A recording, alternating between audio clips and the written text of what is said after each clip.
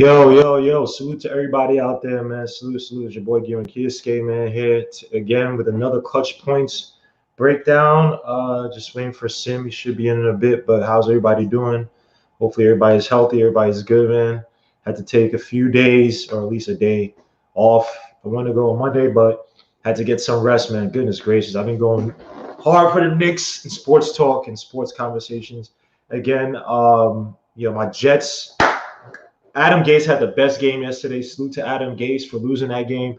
That was beautiful, making your boy Joe Flacco throw that terrible interception. I knew the fix was in when I saw that. I said, "Oh, thank God you got that loss." But salute to everybody, man.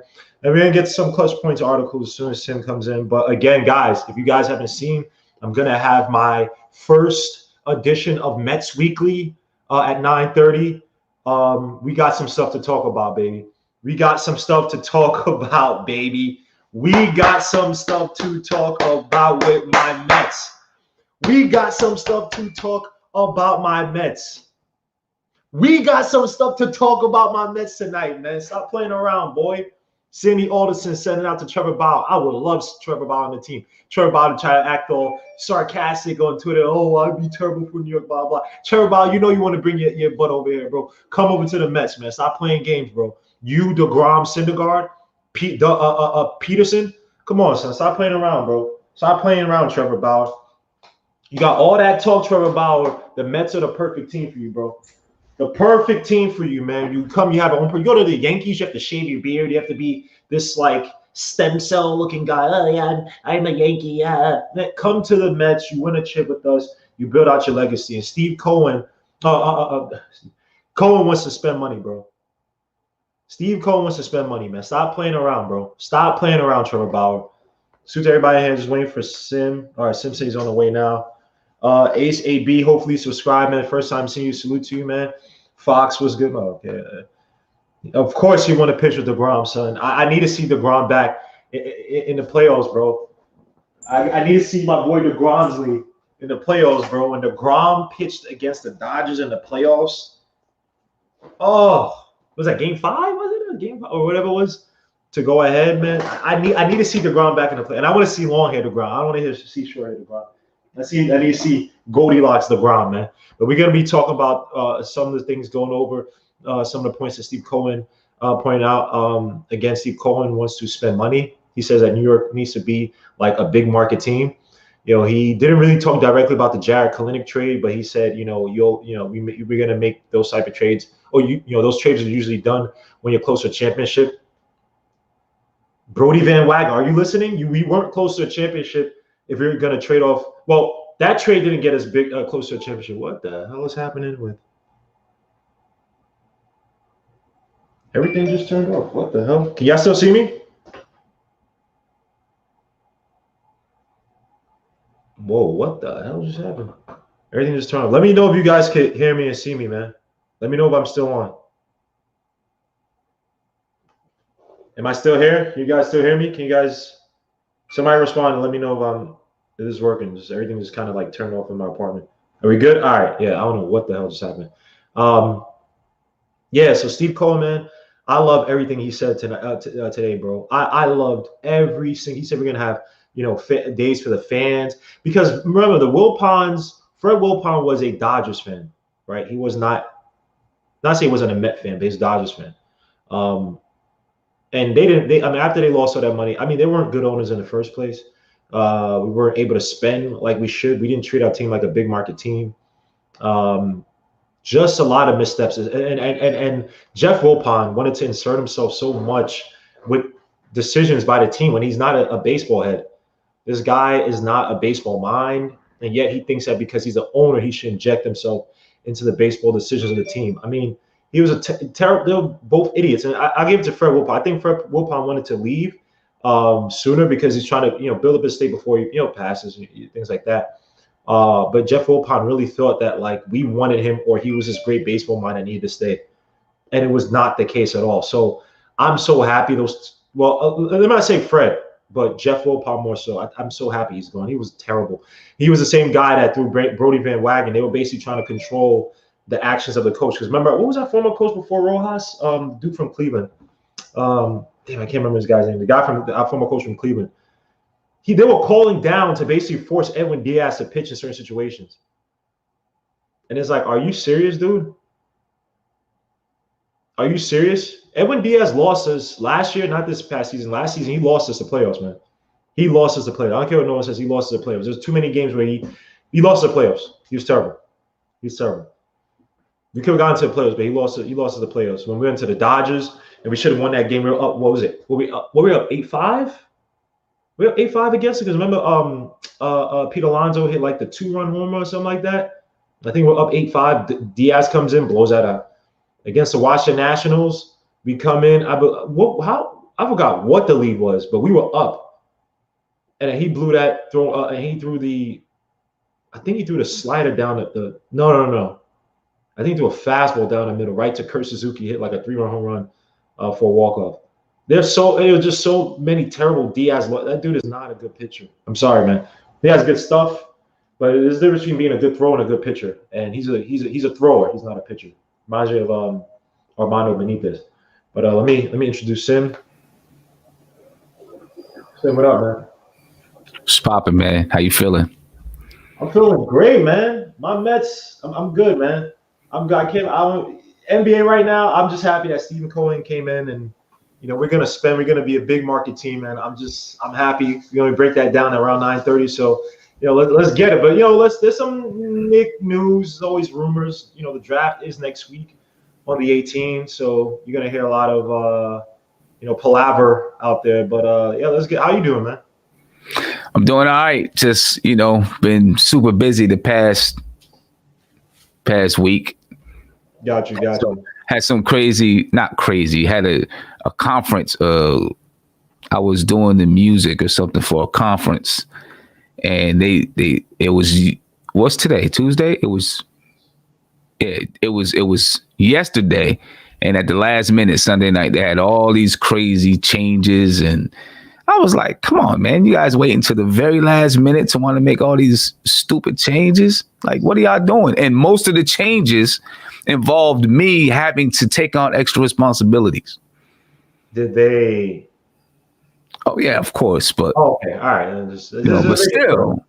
But still, come on, now you want to make all these changes, which just makes the job a little. I mean, it ended up going really well, but it just makes the job a little bit harder because now you've been preparing for everything that you got to do, and then now at the last minute you got changes and you got new stuff, and so you got to remember to do that new stuff. Was this for older people or what was the age? It was for the Department of Transportation for Washington D.C. So a lot of go-go, a lot of Frankie Beverly and Mays. Nah, I mean, we was just playing. I mean, it was a conference, so you just had it. You couldn't even play mainstream music. I got you. So it was music and also doing switching in and out videos and doing stuff like that. Got you. That's cool. Oh, by the way, guys, Sim had his first installment of Isaiah's cooking show, Cooking with yesterday. Isaiah stole two patties from a McDonald's McMuffin, put him on a grill again, and then acted like his mom ate it. We have no evidence of his mom actually being there. No evidence because he kept the camera off. So the camera off, and I'm good with the sound stuff. So I heard some. The tape didn't sound like it was current. So Isaiah, it sounded like he recorded it because I heard other voices that shouldn't have been there, and he tried to splice it. But if you guys want to see that conspiracy that Isaiah calls cooking, you go watch the first episode. He's gonna have an episode tomorrow night making smash burgers. So smash burgers. Yeah, smash it. It was a fun episode. We got some work to do to get it to where we want it to be. Definitely. You know what I'm saying? But it was a fun introductory episode. And as soon as I get that guy on point, it'll get better. I gotta get him on point though. Yeah, Isaiah. Yeah, Isaiah. Gotta get him on point. It's like I'm calling him. We're on the phone. And he's like, "Yeah, I'm by my house now." And then 2 minutes later, it's like, "Well, I'm just down the street. I'm behind somebody that's slow." I'm like, "Which one is it? What are you talking about?" One of the dudes, yo, Isaiah, you ready? Yo, yeah, give me 5 minutes, man. I'm just in the shower. 5 hours later, yo, Isaiah, where you at? Yo, give me 5 minutes. I'm just in the shower. All right, man. Yeah. Right. But yeah, let's get to some interesting basketball news now. Let's get to it, man. First and foremost, as you've heard about the Knicks being so-called interested in the enigmatic, but talented, mercurial, but inconsistent Russell Westbrook. Bro, it's true. They're interested. It's true. I'm telling you, it's true. Oh, wait, are you being sarcastic or? No, I'm telling you. I think I told you before. Last year, I was told that like when Russell Westbrook was it last year? It was under Scott Perry and Steve Mills when Russell Westbrook was supposedly good. Well, not supposedly, was going to be traded. The Knicks were like hot on it. They decided not to do it. But of course, Leon Rose wasn't here then. They was hot on it, and it was going to go down, I think. Then they decided, No. They decided it wasn't going to do it. No. Well, according to Kevin O'Connor, it doesn't even say much, but according to Kevin O'Connor of The Ringer, and I think it's like a little video, but there's rumors that they're both looking to trade for him. Now, obviously, the better fit for him, I think, would be Clippers because they need an aggressive point guard who could score. I'm not sure. That team, I think they're filled with too many ISO guys, or the key players are ISO guys with Kawhi Leonard and Paul George. You do have zero players like Shamet. I don't know if Harrell's going to resign. And you do also still have Lou Williams, who's more of an ISO player. But Patrick Beverley, I think at this point, his defense isn't enough to carry for his lack of offense. He'd probably be better off coming off the bench. But a guy, Russell Westbrook, I think would, production-wise, would possibly fit them. Now, would that team beat the Lakers? I don't know. But, I think he would be an upgrade over Beverley. I think he takes off pressure from Paul George, who we've come to find out is not a 1B even type of player. He's probably like a really high 2A type of guy. But, for the Knicks, me personally, I'm saying the hell away from Westbrook. I don't think he's an intelligent player. I think he actually is efficient from the mid-range. From the three, he's not good. He can't space the floor. He's a shooting guard who tries to masquerade at times, especially when he's at OKC, to masquerade as a guard, point guard. He's more of a combo guard, high-level combo guard at that. I don't think he doesn't make the players on our team better. Does he improve the pace? Yes. Would he take us to the playoffs? With the team we have now, I don't think so. But I just feel like we can't get enamored with the name, and that's just me. I know it might be scathing, people might kill me, but I'm watching of Russell Westbrook because I used to be a big fan of Russell Westbrook. Then they come to find out, I was like, wait, this guy's game is not it's not good. Like, he's talented. The talent is there. The numbers, when he, outside of him trying to force his team to make him get triple doubles, they're there, but the efficiency is not there. Decision making is not there. And the ceiling, I think he's kind of capped. But, I'm going to let you go because maybe you have a different opinion on your boy. I really don't have a different. Well, let's say this. I think that there are some things that he brings to the table that the Knicks could benefit from. Right. But I think the Knicks can find those same things elsewhere for probably a cheaper price and not have to immediately. And I'm not saying that I don't want the Knicks to try to win. I just don't want them to go into, immediately go into win now mode. I want them to, build, be competitive, but build. And if they can be competitive and fight for a playoff spot, great. Right. But I want them to build. If you bring in Russell Westbrook, you automatically, you're in a different mode and you got to think differently. It wouldn't be fair to Russell Westbrook to not be in that type of a mode, right? And I don't know. I mean, Russell Westbrook, he's not a shooter from the three-point line. We know that. He can knock down the mid-range. He's much like Derrick Rose was when he was here. Derrick Rose couldn't shoot from the three-point line, but he was killer from the mid-range. And obviously Derrick Rose could get to the basket. He's more durable than Derrick Rose. And I think he's, much more, I don't want to use the word anal, right? But he's like that kind of guy, where like he's so very structured in everything that he does, from workout routines to way that he just goes about his regular life. Those type of things I think would be great for the young guys to experience. But I feel like Russell Westbrook being on a team like the Knicks, just like he did with OKC, is going to get a triple-double every night. And everything is going to be about, not that he's going to be, hey, this team has to be about me, but the way that he plays is, I'm going to take over and make sure that we win. And I'm going to do it every single play of the game, right? For another team, that's perfect.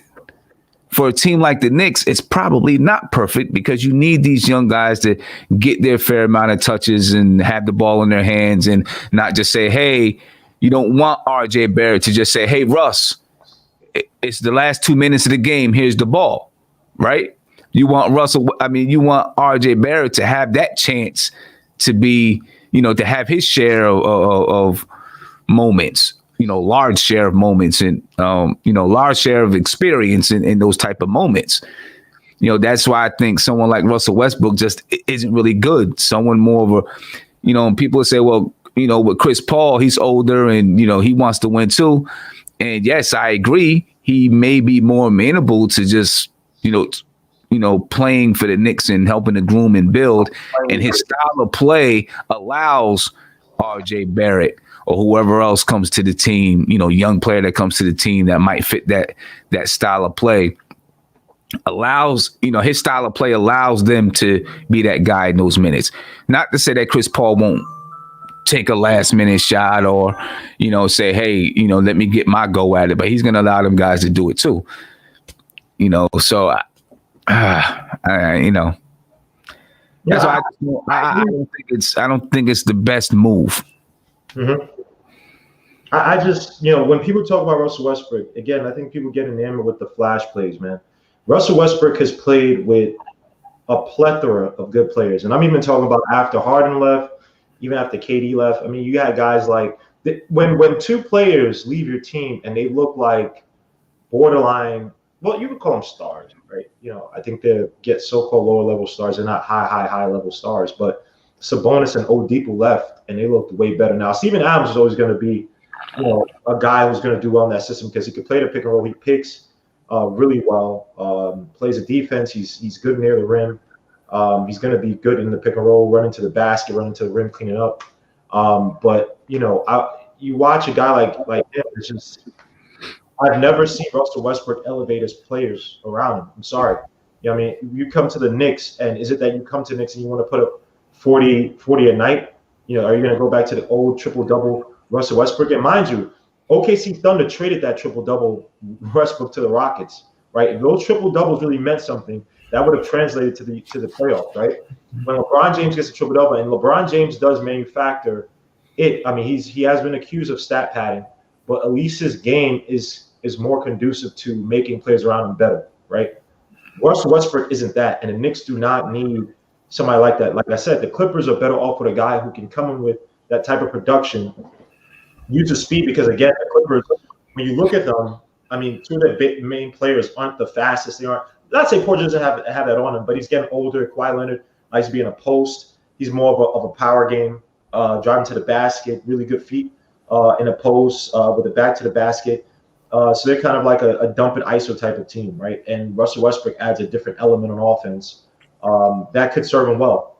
Just for the Knicks, me personally, I don't see it. I look past all the media hype. Oh, he's a top 10. Stop. He's not that. He's a good talent, but the Knicks need. If you're going to bring in a veteran, again, a guy like CP3, we get him without giving up first-round draft picks, which we won't probably most likely not be able to do. But if we could do that, give me CP3 over him. But I guess we go to another article. Now, there is talk. By the way, NBA draft is on the 18th. The free agency is on the 20th, with free agent signings being able to be done on the 22nd, I believe. So that will be really interesting. Now, we've heard a lot of talk about players, deals already being done, right? But no one really knows. But there is an interesting article in Clutch Points talking about the Warriors offered two interesting packages for the 2020 number 2 pick, right? And it says Golden State has definitely had talks about moving down. ESPN Brian Windhorst revealed on Monday in the latest episode of Jump. They've been offered some interesting packages from what I've been told, but nothing that has struck their fancy. Now, this could all be hype again.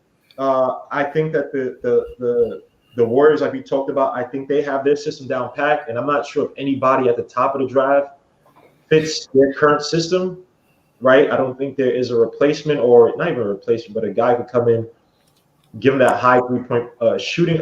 Basically, I don't think there's a Clayish or Steph Curry's type of player that they're looking at right now, right? That's a surefire hit to come in. So they might trade out that pick. And if this is the case, even if this is fake, they might be trying to drive up that value big time. Now, do you see anybody moving up? Well, because we can assume that Anthony Edwards probably not, right? I've seen an article on Anthony Edwards where it's like, oh, NBA execs were not impressed by Anthony Edwards' work. I think they're just trying to possibly put him ahead of the Wizards, the Wolves, not to draft him. But do you think there'll be any team to give up a big package for Wiseman or LaMelo Ball to get? Now, obviously, LaMelo Ball might drop, so it might be more so for Wiseman, right? But do you see any team trading up a big package for Wiseman? For Wiseman.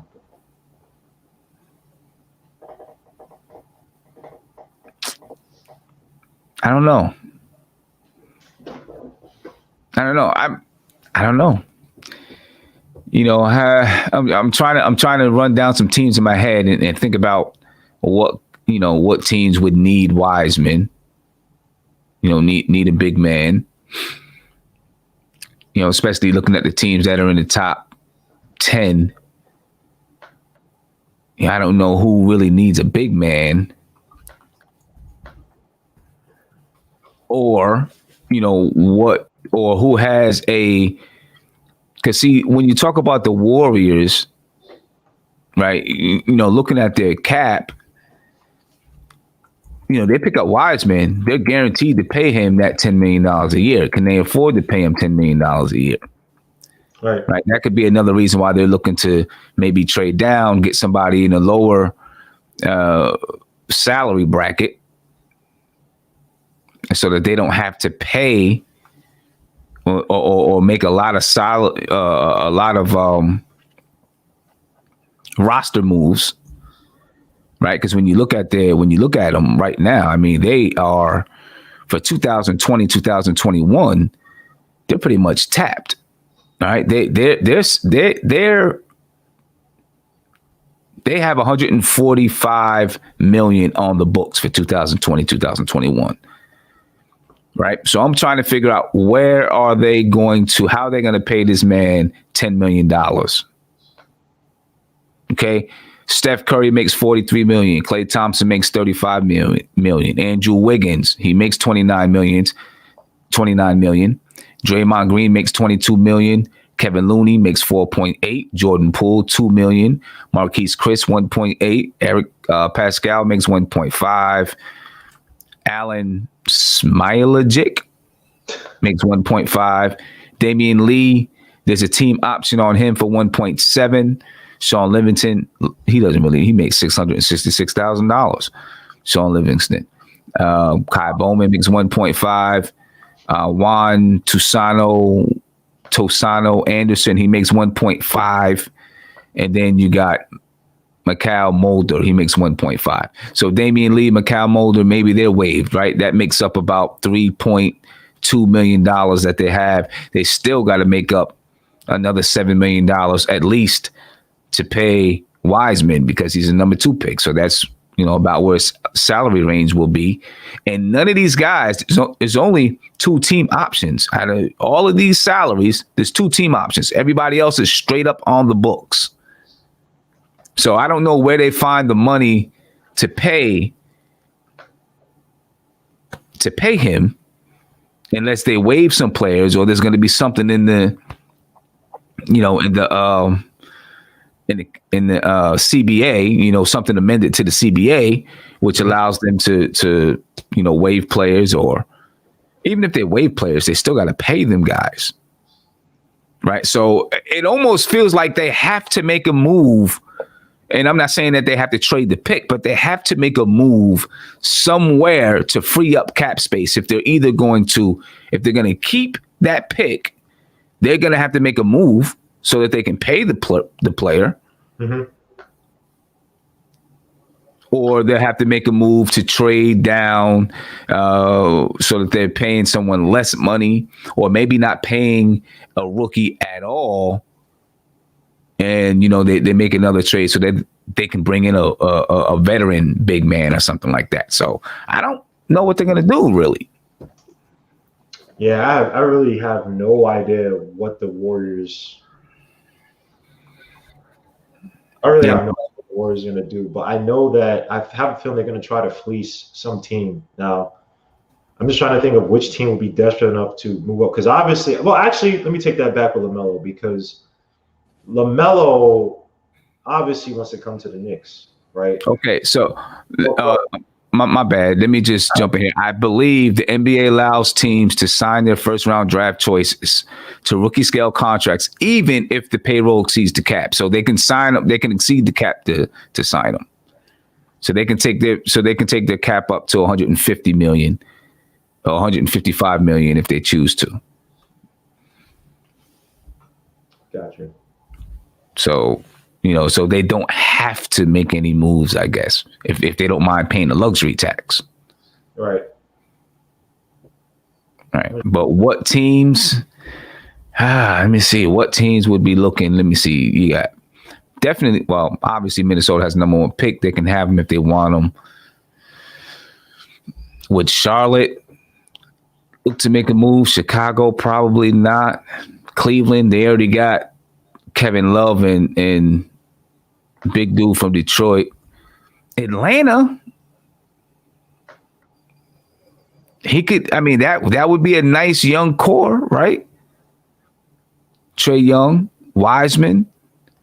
I mean, that'd be a nice young duo to really build around. Now, how do they put together a package to move up? I don't know, but that, if you can put those two together, that's a nice little duo. There's a John Collins, Cam Reddish. Do Hawks only have one pick this year? One first-round pick this year? Does who have one first-round pick? The Hawks. The Hawks, they have one first-round pick. Yes, one first-round pick. Yeah, you probably have to give up a first for next year, right? To try to entice John Collins. I mean, because if you have Wiseman, you wouldn't keep a Capella there, but then Capella has that contract on him. Let me ask you this: what's going on with what's his name, big nose dude in San Antonio? Aldridge. Yeah. What's going on with him? I have no idea. Is he in his last year of his contract? I don't know how they convinced him to stay. Marcus Aldridge. I think he is. Let's see. According to Spotrac. Yeah, he'll be. Yeah, this will be. Well, no, 2020, 2021. Yes. Oh, yeah. So this season, one more year. He has 1 more year. Yeah, he makes $24 million this season. Yep. Now, do the Knicks make that trade up? For who? For Mark's boy, LaMelo Ball. For the number 2. I mean, you're gonna have to give it 27. Probably have to give it to 38, and give up Knox. Mitch, 27, 38. Oh, Knox and Mitch. Why like Knox? I'm not doing Knox and Mitch. It's one or the other. Freak all that. You can't do both of them. That's too much. I'm not doing Knox and Mitch and at Knox and Mitch and the 8th pick and the 27th and 38th. That's a whole. That's. So who would you rather do that? So say if you had to do, all right, so would you do Knox and Frank? Jeez. Knox I mean, you gotta know. And just your 27th. Knox and Frank. I mean, I don't want to give up Frank. I really don't. I want Frank. You're going to be trading Frank by the trade deadline anyway. Man, I hate mentioning Frank's name in trades, bro. I really do. I really hate mentioning his name in trades because. Are you paying Frank $10 million a year next year? If he does not improve his stats to where he's averaging like 13 points, 36% from three with like 5 attempts, you know what I mean? Is his defense worth $10 million a year? Is who? Sorry, say again? Do you think his defense is worth $10 million a year to have that type of a player on your team? No. You know, a guy that is, you know, is going to sell out on defense. He's going to do, you know, this is what the coach needs from you. This is what I'm going to do. I don't care if I'm starting. I don't care if I'm going off the bench. I'm the ultimate locker room guy. I'm going to come in and play my defense. If he was a guy who was able to break down a defense and facilitate from deep within the paint, that type of aggressive guard, and we had to give him a little bit leeway to develop his shooting, right? And again, I like Frank, but to justify 10 to 15, you know what I mean? If Frank gave me Marcus Smart numbers, right, where he's not terribly efficient, but he's aggressive and he can hit shots, and you saw what Marcus Smart did in the playoffs, you know, if he gave me that, I wouldn't be as opposed to it. But Frank has to show me something this year, man. I love Frank's defense, don't get me wrong, but, you know, as a cog on this team, for a guy who's just going to stay on the perimeter and just, you know, not be able to make shots, you kind of hurt the team in that regard. And if RJ Barrett's a guy we're building around, he's a guy who doesn't shoot well. And if you're going to play to RJ's strengths while allowing him to slowly work on his weaknesses, which is shooting, we have to have someone else who can shoot. We have to have other shooters on the floor, right? Because, again, spacing. How many times last year we just had terrible spacing? You know, Julius Randle, I know people kill me about him because I get on him, but to Julius Randle's credit, sometimes you do keep the ball because no one on your team can make that shot. So who am I passing it to? So maybe I might try to force the issue and take an ugly shot or, you know, triple pirouette and all that crap because no one else can space the floor. So Frank has to show me. I mean, off the bench as a role player, that's one thing, but I can't pay Frank $10, $15 million a year. If he's not 10 to 15. I don't even think he's going to. I mean, he wouldn't demand. First of all, I think, you know, they're going to pay him what his market is. You know, he'll look. Frank makes $6.1 million this season. Then there's a qualifying offer of 8.3. If you pay him $8.3 million, even that you pay him $8.3 million. Listen, if he, I mean, that's the quality. I mean, you don't have to give the qualifying offer, right? You know, you can say, we're not going to give you a qualifying offer, and he's an unrestricted free agent, right? Or you can, you know, and that's, or he can deny the qualifying offer and try to go test the market and see what he's worth out there on the market. You know, I think that, you know, whatever he's worth is what he'll probably get paid, especially with the way everything is going with the salaries right now, and, you know, having to put it in the escrow and this and that. But, you know, I'm very intrigued about LaMelo Ball, but if we don't have to give up the 6th pick, if we don't have to give up the 8th pick, and you talk about Knox and Frank in the 38th or something, or 27th, then, you know, I guess it kind of forces your hand, right? Because then you still got the 8th pick to pick up another player, right? You know, now, you know, Frank and Golden State, you know, would probably do very well. The thing about Frank is, like, when you look at trying to construct this team, as much as I like Frank, right, you know, this team is putrid in terms of our past play for the past few years. I can't justify keeping a guy here because of hypotheticals, man. Like, I think that this team with Leon Rose, you know, RJ Barrett, Mitch Robinson, I think they want guys who are, look, we want, not saying necessarily guys with extremely high floors and low ceilings, but they want guys who could come in and produce. And I think that it's smart to not give bad money to guys who are not productive. You know what I mean? And Frank, as much as I like Frank, he has not been productive. Now, can I hope that he's productive? I pray he's productive because I want him to stay with the team. But, you know, when you look at him, we have a lot of guys who – we've taken a lot of guys who've had high floors but very low ceilings. And Frank high ceilings and very low floors. And Frank is a low floor player at this point. You know, I love the defense, but, again, I can't justify being on there. If you don't give me some type of element, I'll build off of from offense. Now, real quick, someone just said in the chat, Jason just said the Phoenix Suns have had discussions about acquiring Chris Paul from the OKC Thunder. Sources tell me and Tim Bontemps story forthcoming. That's very scary. That is very scary because Chris Paul is levels ahead of Ricky Rubio. Now, let me look at the – So does that mean that – let me look at the Suns' contracts. What's his name over there be headed to OKC? Who? Which one?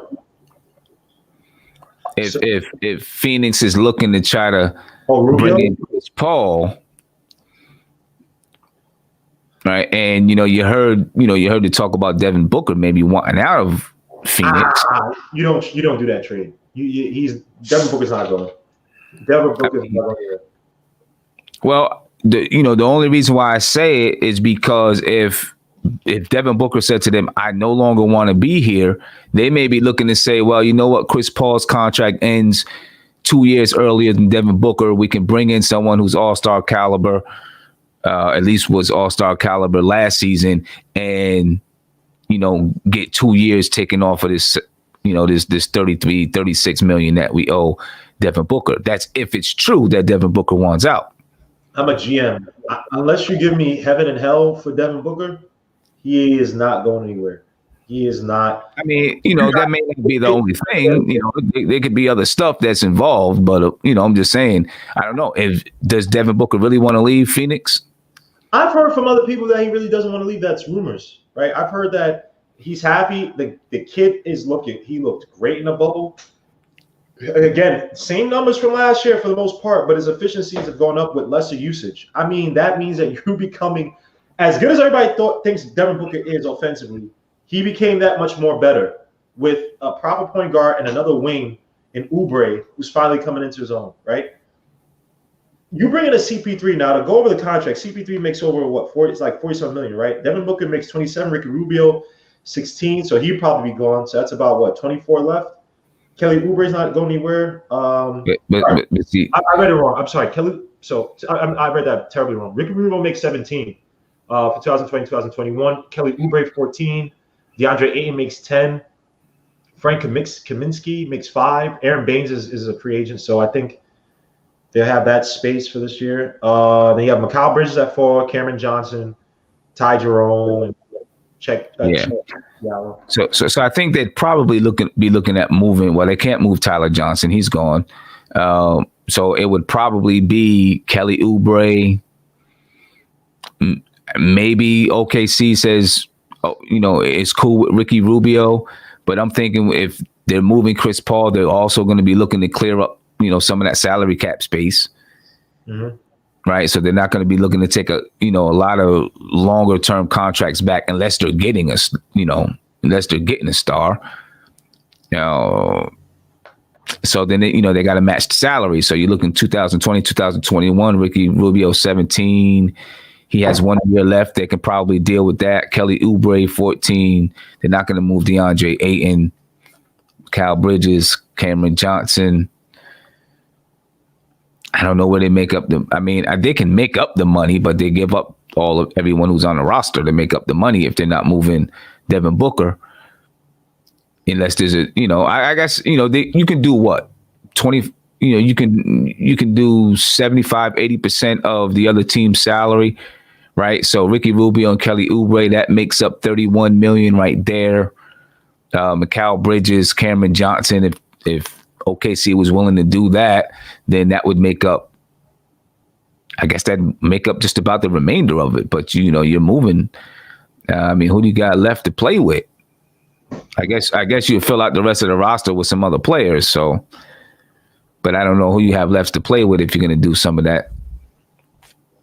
I just don't see if it's just those two teams, right? If you add a third team in there, then you can figure out some things. I just find it way too hard. I mean, you have to do a trade where you're giving up draft picks, and OKC. As much as I think CP3 will be excellent for that team, now this is if OKC is doing a salary dump, and again, it seems like they're not going to do a salary dump, so they're definitely going to be looking for picks.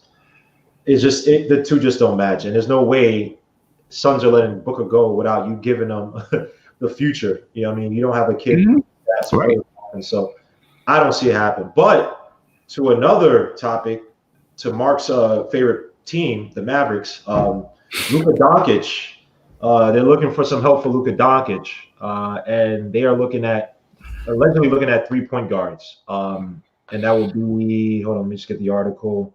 Of course, my computer is really slow with this, but one of the, I can't find it. Here it is. So they're looking to pair Luka Doncic, and they're looking at 3 guys: Victor Oladipo, Drew Holiday, and Spencer Dinwiddie. Now, this came from Matt Moore of the Action Network, and they're looking for some help. So obviously, this means that KP ain't the number 2 because we all see it. I'm joking, Mark, but I don't know how that happens either because, again, Drew Holiday, one of the more underrated players in the NBA, one of the more underrated guards. He's a solid 2-way player. He's kind of languishing in the Pelicans. Victor Oladipo, obviously the injuries, I don't say they caught up to him, but that's definitely an issue. And then the last player, who did I mention? He came out, he was like, what rumors and all that stuff, and he's trying to bark. But in his defense, or I guess subconscious defense, because he's not seeing it, he probably better off going to another team that's actually going to start him playing heavy minutes, because I don't see that happening with the Nets with Kyrie Irving in the way. So who do you think will be the best fit for Luka Doncic? I think who'd you say? You said Victor Oladipo, Spencer Dinwiddie, and who was the other guy? And Drew Holiday. And Drew Holiday. Whoever needs the ball less in their hands. Because Luka's going to have the ball in his hands. He's going to be doing most of the facilitating out there, right? So I think whichever one of those players doesn't need the ball as much and can play off the ball the best. Right. Of course, they'll have the ball in their hands sometime, but whoever can play off the ball the best is probably going to be the better fit. Yeah, so just a rundown. I think Drew Holiday is probably the best 2-way guard out of all these guards in terms of he can play shutdown defense, and he can lead a team, score, facilitate. He averaged 19.1 points, 4.8 rebounds, 45.5% from the field, 35.3% from 3, only 70.9% from the free throw line, and his usage rate was at 24.5%. You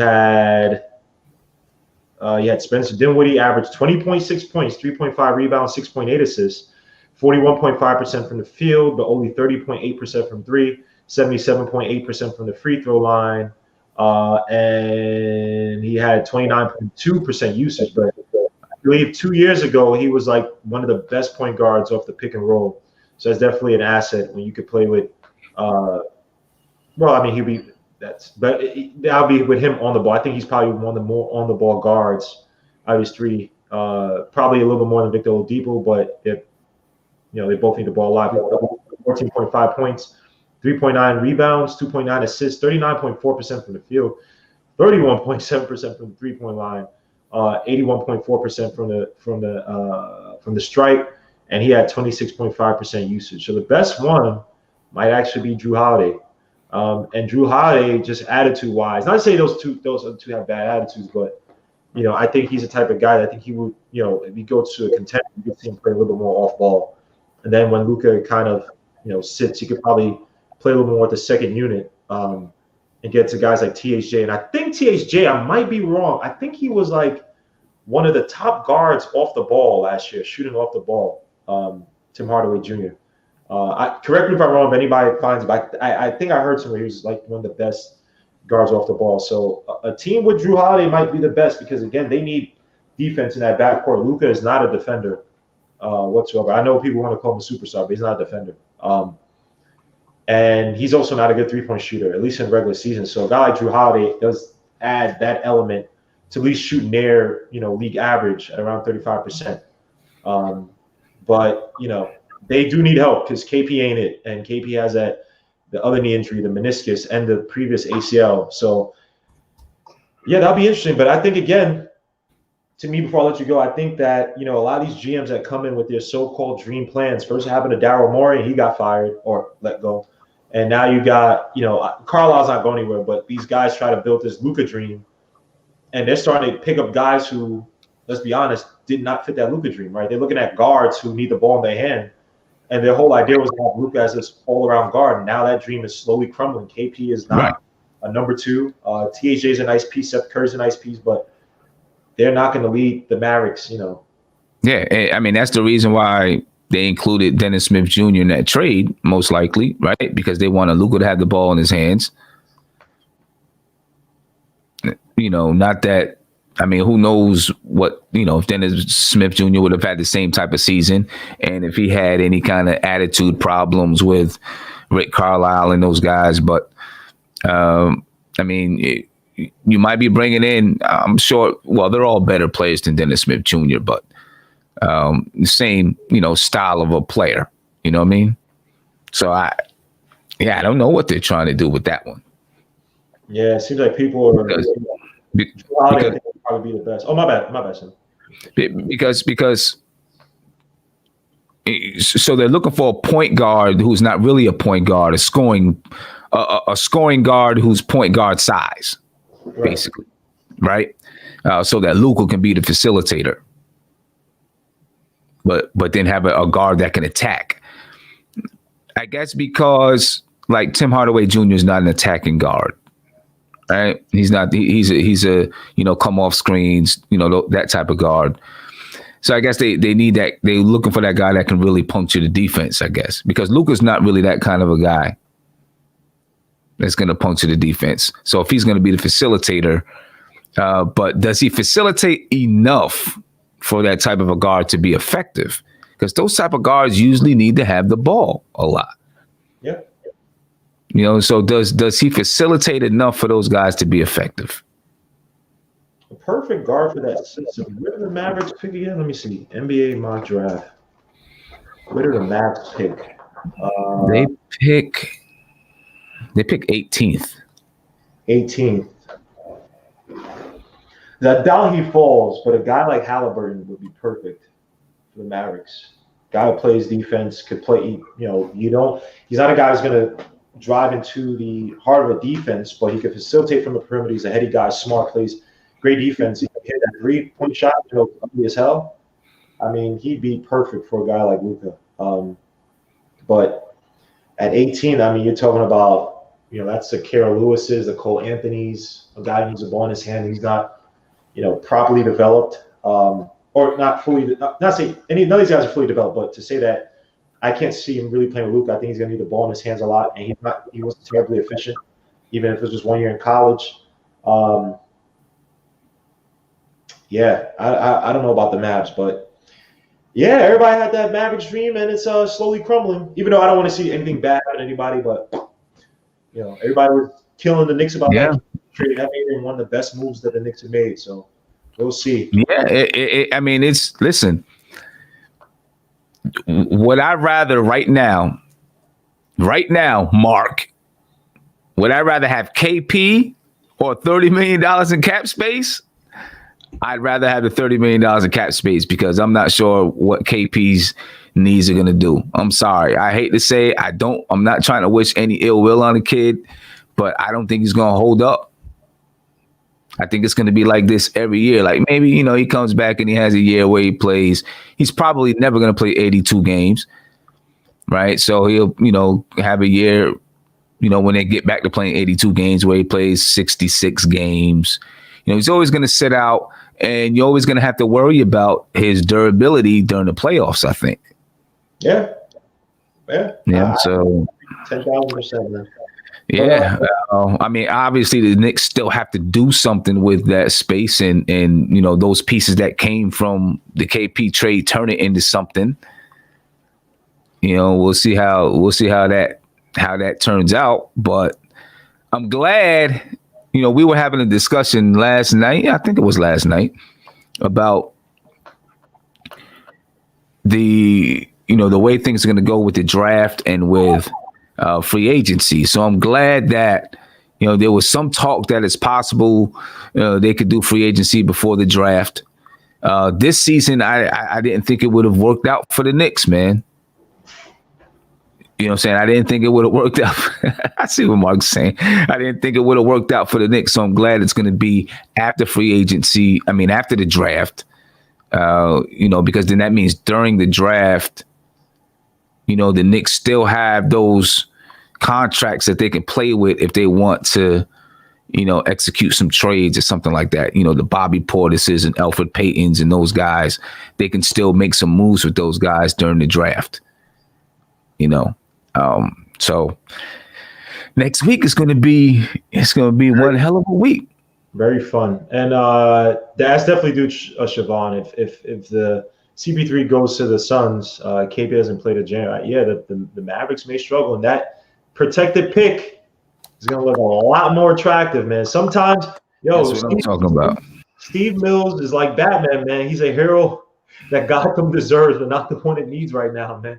We don't ever need Steve Mills to come back, but what he did in that trade, even though he won the trade for Rozier from idiot, but at least a KP trade, look, he's like, this ain't gonna work, at least from their end, and they trade him for. And Scott Perry probably had that thing in the books. Maybe. I mean, Steve Mills don't know what he's doing. He probably just got the. Yeah, it's probably Scott Perry who had that thing ready to go. Right, but here's the last art. This is an interesting one that I've never heard about. I don't know if you have heard about it. It has to do with your boy Patrick Ewing, Knicks great, number 33. Now, there was talks. He was on the Ryan Hollins podcast. Ryan Hollins is an idiot, but suits to Patrick Ewing. Ryan Hollins, he's terrible. But anyway, and he said that, he had thoughts of leaving the Knicks to go to where? Did you hear about this, Sim? No, I didn't hear about this. You want to guess where he could have went? Not the Bulls. I'll give you that. Los Angeles Lakers. You're very close to the Golden State Warriors that played with Run TMC. Tim Hardaway, Mitch Richmond, one of the more underrated guards in the 90s. No one talks about him anymore. And Chris Mullin. Mm-hmm. And I mean, I have to play the thing, so I ain't going to do that. But he said, I thought about joining Chris Mullin, Mitch Richmond, and Hardaway in Golden State. How do you – well, put it like this. This is why I think it's garbage, because if he didn't like the Rick Pitino fast-paced, up-tempo offense, how is he going to like that offense? Well, at what age? At what age was he? What age would he have been at that time? I have to listen. Let me see. Let me see if it says it. Probably safe. I mean, I want to play. I just don't want to get in trouble for playing it. Well, if I play the audio, that shouldn't be bad, right? It should be all right. I mean, we're talking about it, so it should be fair use. It should be good. Fair use, and more fair use. All right, I'm gonna play the audio. Who else will go team up? Do the LeBron James thing. I had in my contract that I had to be the fourth highest paid player in the league. The Celtics robbed me. They did some stuff, and I ended up not being that. I was thinking about going. Oh, you guys! Oh, crap! Hold on. If I click, all right. Sorry about that. I had to get somewhere else to go team up. Do the LeBron James thing.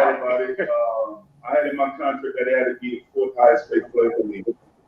The Celtics robbed me. They did some stuff, and I ended up not being that. I was thinking about going to Golden State and playing with imagine me, Chris Mullin, Mitch Richmond, and Tim Hardaway. Oh, that would be filthy. I thought about doing that, and it didn't work out, so I stayed in New York. But we had even though we got to the finals 2 times. Unfortunately, I was only able to play one. That the next time they got there, I was hurt. But we had some great teams. We had some great battles. Going against Michael, And I think the year that we probably, I do have to say probably because we weren't able to play them, have an opportunity to probably beat them is the year that we got that fight. We were playing against Miami and Charlie Ward and P.J. Brown got that huge fight. And I stepped on the court. I stepped up. I think I took a step on the court and looked and stepped. 1-2 on the court. Finished for game 6. Yep. I was so heated. I was watching. I was a young boy. I was at a bar with my dad. Not, it was a bar. I was in the. Hold on, you were a young boy at a bar with your dad. That's about it. It was only 2 minutes long. So yeah. First of all, to have a clause in your contract that you got to be the 4th highest paid player in the league. That's David Falk. David Falk was, he was the super agent back then. That's all David Falk right there. David Falk he had all the players. Michael Jordan, Patrick Ewing. He had everybody back then. Right? So he had control. He had control of the league because he had all the stars. But Patrick Ewing and with Run TMC. I don't know, man. I don't know. I don't see. I couldn't really see it happening because they were, a running team before a running team, like we see today, right? They were that kind of team back then. I don't know if you would have been able to keep pace with them guys. I don't see it, man. It sounds sexy. I don't see it happening, but that is definitely an interesting story. But I guess that's all we have for Clutch Points, man. Do you have anything coming up that you want to let people know about? Let me see. Tomorrow night we're doing Cooking with Zay. We're going to make those smash burgers. We're doing that tomorrow night. I am starting a podcast with Diehard Knicks. Well, it's just an NBK podcast, a little bit different than what we normally do because, it'd be a little bit more controlled. And it's going to be featured on Sportscaster. It's going to be one of the featured podcasts on Sportscaster. So hopefully we get that started next Monday. That's what me and Diehard talked about, trying to get it going next Monday. And then next week, it's going to be a crazy week, but the day before the draft, I'm going to do another last minute final mock draft and big board for the Knicks. Then, of course, I'm going to be live during the draft. And, let me see. This Friday, I had to miss last Friday because I had so much stuff I had to do. I'll be back doing the Coach's Corner this Friday, and then I'll do it next Friday. And I'll probably do it on the draft pick. Coach's Corner, I'll probably, whoever the draft pick is or whatever happens during the draft, I'll probably do it on that. But I'll probably be on, I'm pretty sure you will too, like almost every day to just stay updated as to what's happening with the Knicks. Yes, I will. And I'm on the finishing touches for the Carolers. Just got to put the music together. It's been a hassle just because I've been busy and I hate Premiere Pro. I suck at that tech stuff, but it's rewarding to learn. So that look out for that. It's going to come out this week. No worries. Probably in the next few days, maybe tomorrow. Again, I'll be on at 9:30 to talk about my Mets. Steve Cohen. We're going to break down the richest owner in baseball and what he's doing with my beloved Mets because we own New York now because Yankees, they suck. But we're gonna be breaking that down. I'm geeked. I can't, like, my brain just and then Trevor Bauer. All right, we're gonna talk about when we get on. But again, we're gonna be back here on Thursday. But to everybody, to all the people who joined us for these 7-hour, 8-hour sportscaster, YouTube sportscaster chats, man. Thank you guys. That was I was tired by the end of the weekend, but that was so rewarding. So guys, please subscribe to these guys' channels. Big Freezy, Uncle Freezy, Blarn's Tears, go subscribe to his channel. Subscribe to Andy N. This dude is in Poland. When we're up at 5, 6, 7, whatever, his children are sleeping and he's still they're talking to us about Knicks and making jokes. I see him on Twitter too, throwing darts at people. So go subscribe to his channel, Andy N. John Wallace had an episode today on his Power 4 channel on Sportscast. Go subscribe there. That Ain't Rock podcast. That's Tribe Bros channel. Marquise Walker, I gotta talk to you, bro. You did a album review on Dark Side of the Moon of Pink Floyd, and Pink Floyd is my favorite rock band, and you didn't tell anybody about it, bro. Like, you didn't tell anybody, so I could have came on and broke down to you that Any Color You Like was the first song I heard from Pink Floyd that made me a big fan. I'm a diehard fan of Pink Floyd. Like that hurt my heart, but we'll talk about it later on. Clutch B-Ball TV, go subscribe to this channel. Raw Hebrew Remnant, go subscribe to this channel. To all the people that got channels out there that I've been shouting out all the time, man, go to these people's channels. God of Moses and Elijah, he's going to start up a channel fairly soon, man. So be ready to support that on Sportscast. I think he wants to talk to you soon about it, about possibly joining the NBK network. So he's definitely going to be in a mix. And to everybody else I mentioned or, that I missed, I apologize, but I try to shout you guys out all the time, man. But to all the channels out there, Cooking with Zay, get your gag bags ready for Wednesday because, I don't know Smash Burger Isaiah's talking about, but it ain't going to be worth anything. So be ready for a comedy tomorrow on the show. But again, to everybody, man, speak to you guys. Until next time, man. Peace. Out of here. Peace.